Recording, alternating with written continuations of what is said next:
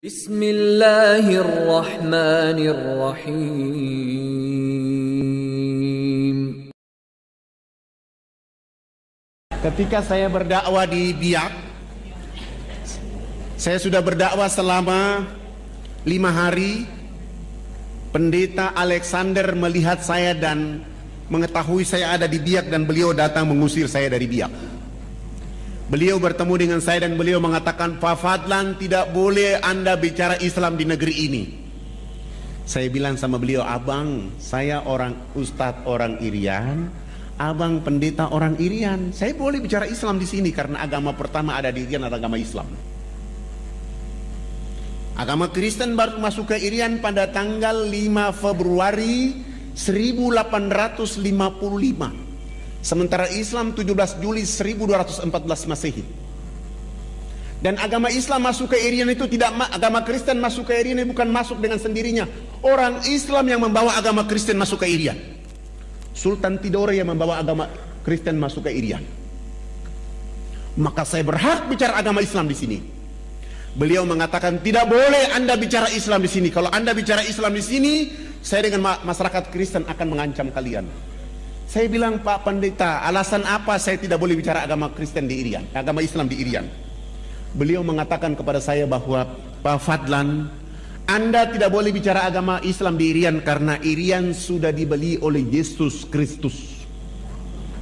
Oh, Pak Pendeta, kalau Irian sudah dibeli oleh Yesus Kristus, mana kwitansi dari Yesus?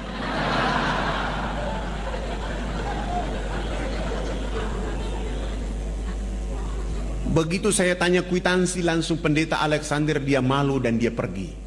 Saya tetap berdakwah di Biak selama 3 bulan. Kebetulan ada acara Isra Mi'raj. Saya diundang untuk menyampaikan hikmah Isra Mi'raj oleh ibu-ibu Dharma Wanita dan Majelis Ta'lim di Biak. Salah satu peserta tamu yang diundang adalah pendeta Alexander Robobiar. Begitu saya datang, dipanggil langsung naik di atas mimbar. Begitu saya mengatakan Assalamualaikum warahmatullahi wabarakatuh, saya lihat ada pendeta di bawah. Saya tadi mau bicara tentang pentingnya sholat. Begitu saya lihat wajah pendeta Alexander, saya rubah bicara saya. Saya bilang begini, tidak ada agama di muka bumi ini yang diberi peluang dan kesempatan oleh Allah kecuali agama Islam. Begitu berartinya peluang dan kesempatan. Allah menghibur kekasihnya Rasulullah Muhammad SAW untuk melakukan perjalanan silaturahmi antar bumi, Mekah, Palestina. Perjalanan silaturahmi ini oleh karena seluruh keturunan dari Nabi Ibrahim turunnya di Palestina. Hanya satu saja Ismail yang turun di Mekah. Maka perjalanan antar bumi itu silaturahmi. Kenapa silaturahmi ini? Memperkuat Rasulullah oleh karena dia dalam keadaan sedih. Dan dalam perjalanan silaturahmi itu ada 2 wajah utama yang ditampilkan oleh Allah. Masjidil Haram, Masjidil Aqsa. Setelah itu naik ke Sidratul Muntaha untuk menerima oleh-oleh yang namanya peluang dan kesempatan. Salat 5 waktu. Siapa orang yang tidak sholat duhur 1 kali saja, 1 waktu saja dia tidak sholat 5 waktu, telah kehilangan peluang dan kesempatan dari Allah Subhanahu wa ta'ala. Rumah boleh hangus, terbakar, harta boleh dicuri, tetapi kalau sholat 5 waktu 1 waktu saja dia tinggalkan, dia telah kehilangan segala-galanya dari Allah Subhanahu wa ta'ala. Dan itu hanya didapatkan dalam agama Islam. Agama lain tidak ada itu. Agama lain selalu mengatakan tugas Tuhan itu menciptakan dunia dan isinya. Sesudah itu Tuhan istirahat di surga. Urusan dunia Tuhan tidak boleh ikut campur. Nanti mau masuk surga cukup menyebut nama Yesus langsung masuk surga. Enak aja. Sengaja saya bicara begitu supaya pendeta Alexander tersinggung. Sesudah itu saya tutup pidato saya turun dan pendeta Alexander mendekati saya dan salaman dengan saya dan mengatakan, Pak Ustadz, saya juga hadir. Mana kwitansi dari Yesus? Begitu saya tanya kwitansi tentang dia bilang kemarin itu, dia marah dan dia bilang, Pak Ustadz, saya tersinggung. Kenapa tersinggung, Pak? Saya ceramah di acara orang Islam, Saya tidak ceramah di acara orang Kristen, dan saya tidak ceramah di khalayak ramai. Saya tidak tahu kalau abang ada di sini. Bagaimana kalau kita dialog antar umat beragama? Saya bilang, mohon maaf, saya orang yang paling tidak suka berdialog antar umat beragama. Saya bawa orang Islam, abang bawa orang Kristen, kita dialog akhirnya berkelahi, bunuh-bunuhan. Saya tidak mau. Boleh dialog dengan saya hanya 4 persyaratan yang dipenuhi. Dialog di tempat yang ada AC, tempat tidurnya 2, dialog hanya 4 mata 4 telinga antara Anda dengan saya. Dan dialog itu tidak boleh membahas Al-Quran dan Islam. Kita bicara Bible dan Kristen saja.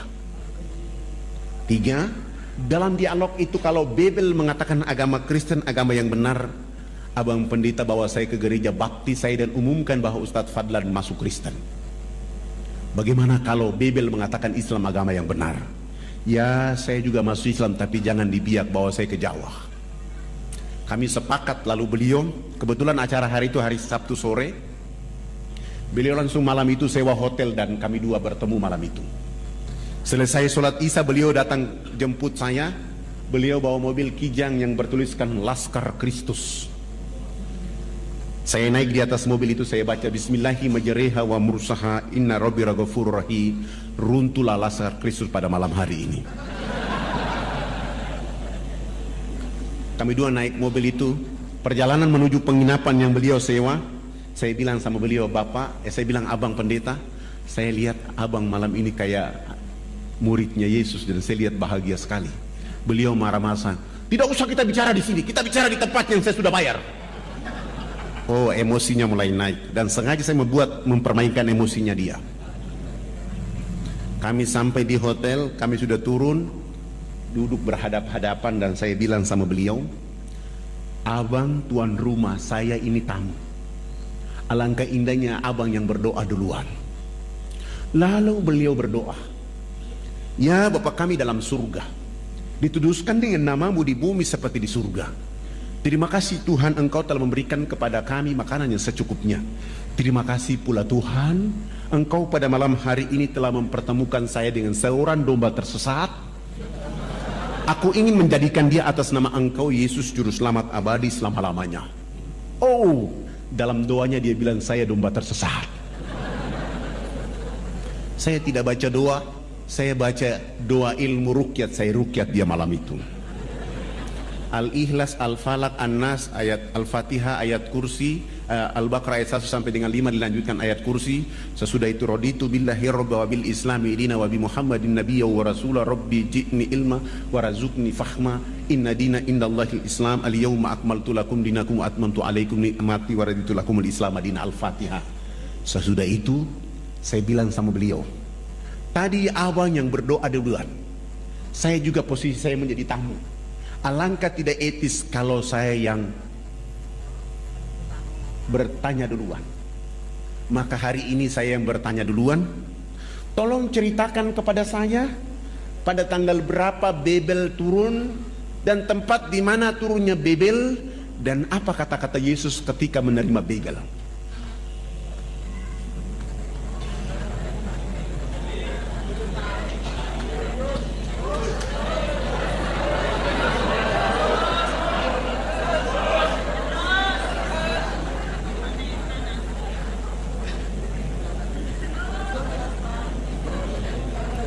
Iya, masih ada berapa menit? Waktu kita sampai jam 8.30. Alhamdulillah, saya rukyat selesai, mulai berdoa dan beliau mulai membuka Babel, Paulus, Matius, Yesaya, Markus. Dia tidak menemukan ayat itu dan saya bilang sama beliau, coba bantu saya lihat Yesaya 12 ayat 29.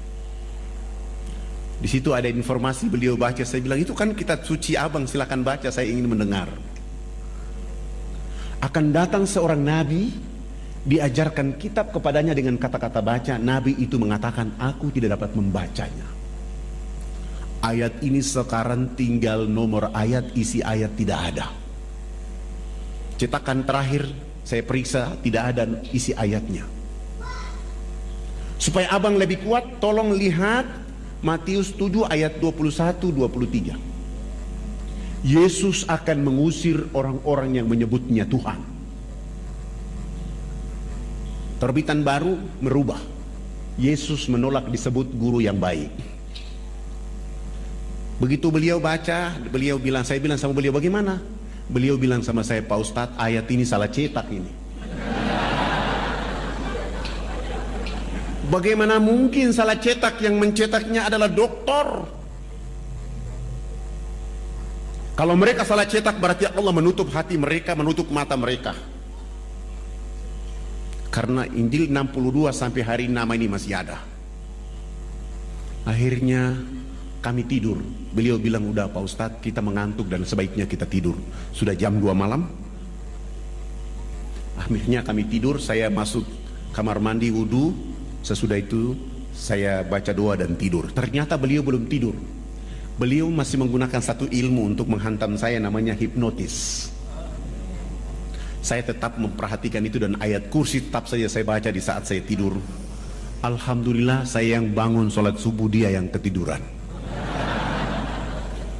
Setelah saya sholat subuh selesai, lihat sudah jam 8 pagi, saya kasih bangun beliau. Saya bilang, abang katanya mau ke gereja, silakan bangun dan ke gereja. Beliau bangun dan ke gereja, tidak pakai jas lagi, pakaian biasa saja, sampai ke gereja, naik di atas mimbar dan mengatakan di dalam gereja bahwa hari ini saudara-saudara hamba Tuhan, terakhir saya berdiri di mimbar ini, hari ini saya keluar dari agama ini. Dia dikejar sampai 3 jari kaki sebelah kirinya dipotong. Yang membuat dia yakin, hakul yakin, karena mestinya ketika terpotong harus darah tercecer keluar dari tubuh badannya. Ternyata satu tetes pun tidak keluar. Dia lari sampai ke kamar hotel itu, baru darah keluar. Akhirnya beliau bilang, selamatkan keluarga saya, selamatkan saya karena saya mau masuk Islam. Subhanallah. Saya telepon teman-teman dokter muslim menyelamatkan dia, dan kami lari dari Biak ke Jayapura, Jayapura terbang ke Makassar, langsung ke Jakarta, dan beliau masuk Islam di Islamic Village di Tangerang di depan ayahanda Yuna Nasution. Sesudah itu disuruh ke Mesir belajar Islam selama 6 tahun di Mesir. Kembali ke Indonesia menjemput istrinya menunaikan rukun Islam yang kelima. Sesudah haji kami antar kembali ke Biak. Di Biak beliau mewakafkan tanahnya 2.500 meter untuk kami bangun sebuah masjid. Subhanallah, masjid itu dibangun selesai. Kami sholat subuh berjamaah. Kami bangkit dari sujud akhir, beliau tidak bangkit dari sujud. Beliau langsung meninggal dunia dalam keadaan sujud itu. Spektakuler. Hari ini anak-anak beliau bersama kami sedang belajar di Sudan khusus untuk hadis Rasulullah, memahami hadis Rasulullah. Yang satu lagi masih ada di Medina, dengan harapan nanti pulang kami akan memperkaya dakwah dengan Islam. Bismillahirrahmanirrahim.